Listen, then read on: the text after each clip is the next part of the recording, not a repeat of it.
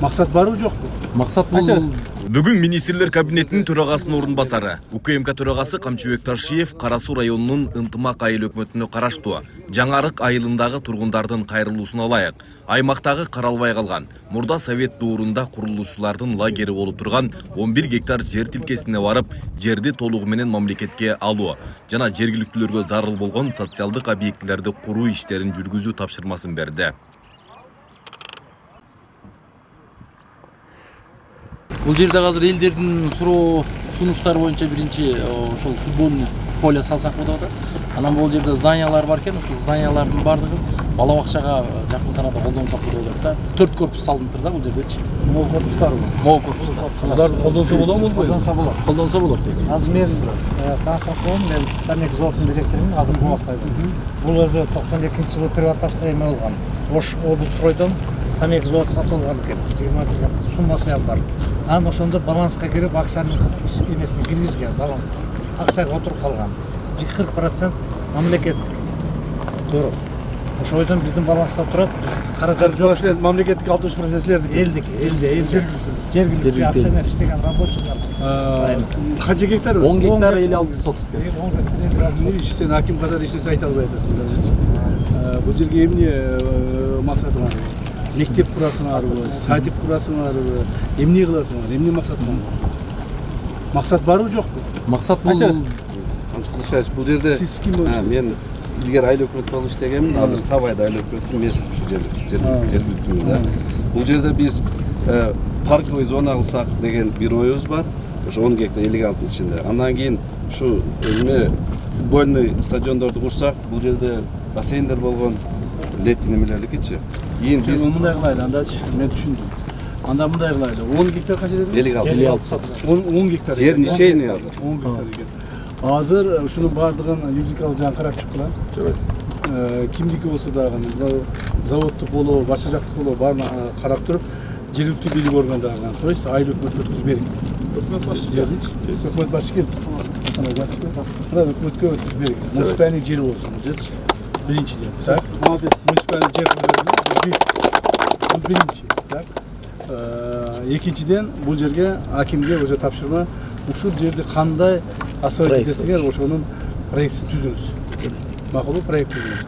Эмнелерди кыласыңар, кандай кыласыңар, архитектура ошо проектин түзүңүз. Ошо силердин жазган проектиңерге карата биз өкмөттүн акчаны бөлүп берип туруп, ушул жерде полностью бир 2 жылдын ичинде асфальт этип бирге берейин. Моундай болуп жатпасын. Жер деген азыр 1 соток жер кандай кымбат болуп атат. А бул жерде 11 гектар жер жатат. Проекттерин баарын даярдагыла. Быйылкы жылдын эсебинен жер өтүп, проекттер бүтүп, баары даяр болсун. Так? Эмдиги жылдан баштап строительствону баштайлы бул. Анан ошол жерге бул жерге келген проектлердин ичинде эмне болуш керек? Мына стадион болот. Мына садиктерди басана жетиш керек. Элге мектеп жетпей атса, мектепти кошкула бул жергечи. Дагы эмнелерди кошосуңар. Садик, фак кошолот. Например, спортсмендерге бир зал, спортзал кылып берейли, ошо эменин футбольный эменин площадка чекесинде бир спортзал кылып берейли балдаргачы. Туурабы? Ошентип ушунун баарын кошкула, киргизгиле. Макулбу? Мамлекетте Кудайга шүгүр, акча бар, бардыгы бар. Только жергиликтүү бийлик органдар иштегиле, чуркагыла силер ошого. Макулбу? Чуркагыла, бутугар тийбей чуркаш керек. Ана бул жерде ушундай 11 гектар жердин бесхозный болуп жөнөп жатканын мен азыр биринчи келип көрүп атам.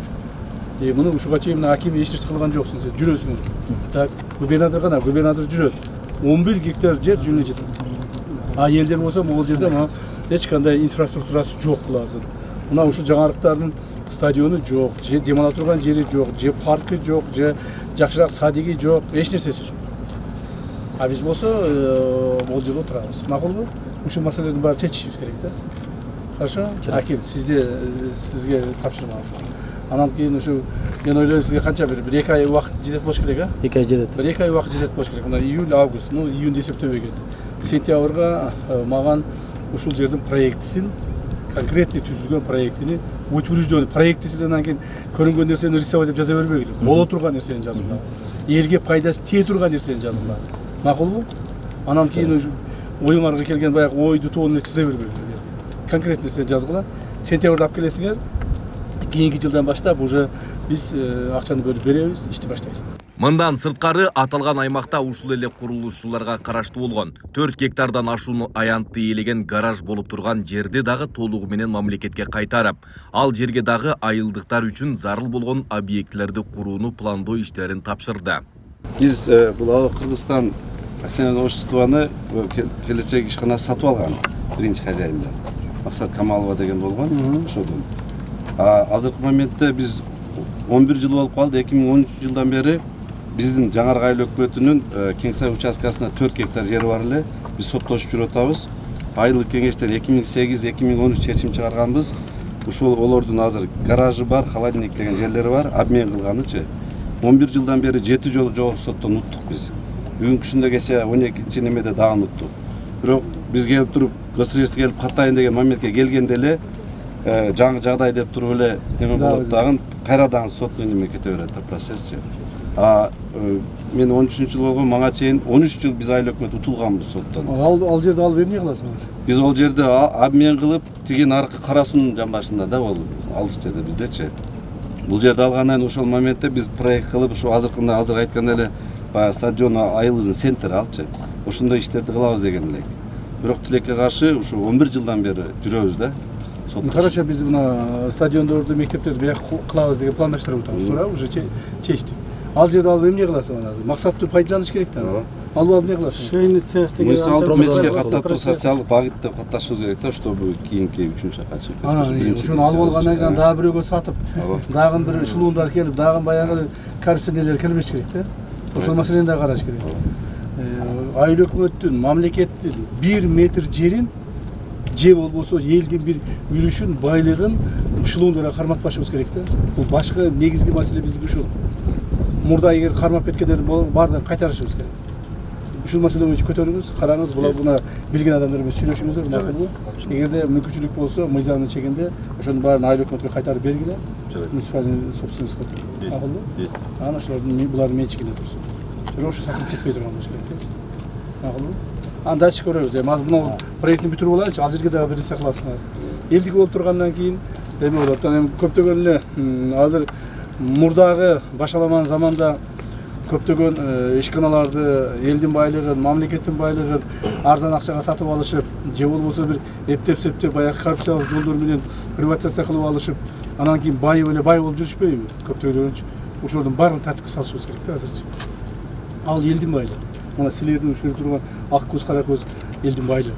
Аны болсо 1 адам, 5 адам, 10 адам, 100 миң деген миллиондогон адамдардын байлыгын басып алып жүрүшөт. Алардын баарын кайтарышыбыз керек. Например, Жалал Абадта азыр 3 чоң базаны кайтардык. Бир автобазаны кайтардык. Ал жерге 4 гектар экен, 2 мектеп сала турган болуп атабыз. Анан кийин бир чоң дагы бир базаны кайтардык. Ал жерге болсо ошол ГИКке үй салып бере турган болуп атабыз. Анан дагы бир чоң автобазаны кайтардык.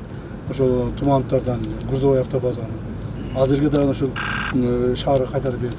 То есть булардын баарын ээлеп алышкан да, ээлеп алып жүрүшөт. 30 жылдан бери бай болушат. Ничего, байларды дагы эмесине салабыз. Баягы мыйзам чегинде тизмесине салабыз. Ошо. Бир нече адам байыбаш керек. Элдин баары байыш керек да, баарыбыз чогулуп байышыбыз керек. Туура. Бул жер окумуштайдай болгон сонун строитель лагерь деп айтылчу да. Мурда жанагы каникулдарда бул жерде мектеп окуучу балдары келип, бул жерде эс алып, бул жерде 2000ден ашык окуучу балдар келип эс алчу эле. Бассейни болчу эле, жанагы коттедждери болчу эле. Бул жер где-то бир 10 гектардан ашык жер. Эл кайрылды. Камчек Кыдыршаевич ушул жана мечитти ачуу аземинин алкагында келип, элдин суроосун дароо келип бул жерди көрүп, бул жерде мына аким, райондун акими, айыл өкмөттөрдү, жергиликтүү эл менен жолугуп сүйлөшүп, бул жердин бардык жана инфраструктурасын заманбап, жанагы бүгүнкү замандын талабына жооп берген мектеп, бала бакча, стадион, бул жерде жана керек болсо бассейндерди, швейный цехтерди куралы деген өзүнүн идеяларын айтты. Акимге бүгүнкү күндө мына поручение болду. 2 айдын ичинде бардык проекттерди мына жергиликтүү эл менен сүйлөшүп туруп, проекттерди даярдагыла. Ошол проекттердин алкагында Кудай буйруса, 2 жылдан баштап бюджеттен каржылап, бул жерди сонун кылып туруп, замандын талабына келген сонун комплексти куруп баштайбыз деп Oyun айтып кетти. Камчы Кыдыршаев тапшырма берди. 2 айдын ичинде 1-сентябрга толук кандуу ушул 10 гектар 56 соттуктун ген планы менен анын ичинде эмнелер курулат, кандай социалдык объектилер турат, баардыгын ошону алып келүү боюнча конкреттүү, деталдуу планы боюнча тапшырма берди. Кудайым буйрса биз ошол убакыттын ичинде алып барабыз. Ага чейин айылдык кеңештин депутаттары жаштар менен бул жерге эмне кылышыбыз керек, так биринчи такташып алабыз. Андан кийин архитекторлор менен тиешелүү специалисттер менен отуруп, деталдуу планын иштеп чыгып, анан ген план негизинде биз 1-сентябрга Кудайым буйрса алып барабыз. Камчыбек Ташиев коюлган тапшырмаларды аткаруу үчүн жергиликтүү бийлик өкүлдөрүнө 2 ай убакыт берди. Андан ары курулуш иштерин баштоо зарылдыгын эскертти. Айбек Исабеков, Замирбек Тойчубаев, регион Кара Суу району.